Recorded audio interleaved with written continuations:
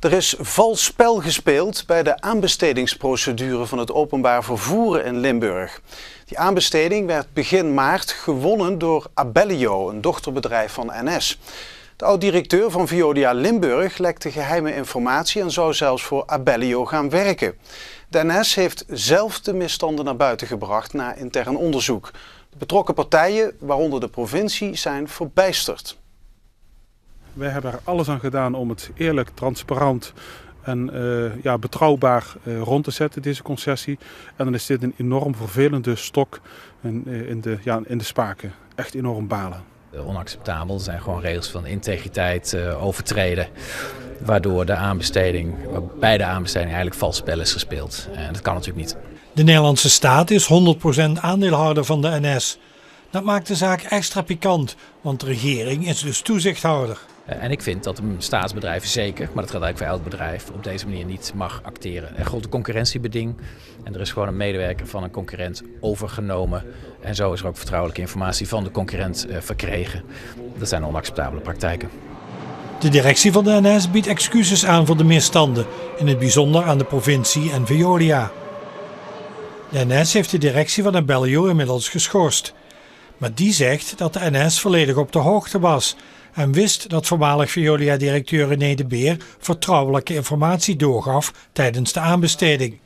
Daarmee is het moddergooien inmiddels begonnen. Jean van Hoven op de nieuwsredactie. Jean, wat betekent dit nu voor het openbaar vervoer in Limburg? Nou, dat is nog onduidelijk, maar één scenario lijkt me in ieder geval ondenkbaar, namelijk dat het geen enkel gevolg heeft.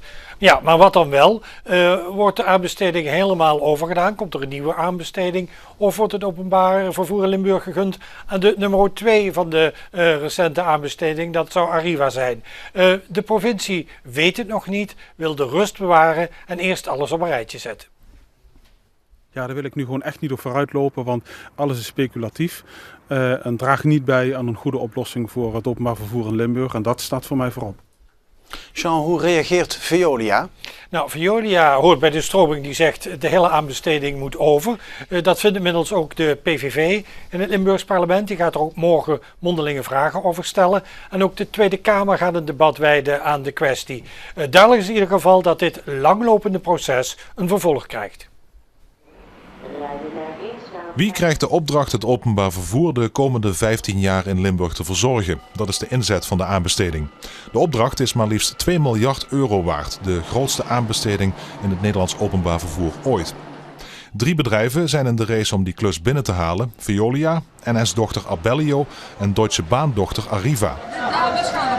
Met name Veolia en Abellio vliegen elkaar met enige regelmaat in de haren. Zo zou informatie niet volledig en langzaam worden gedeeld.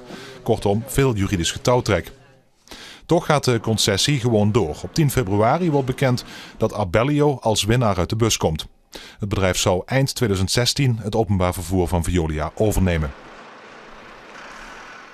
Jean, wil de NS de aanbesteding nog wel?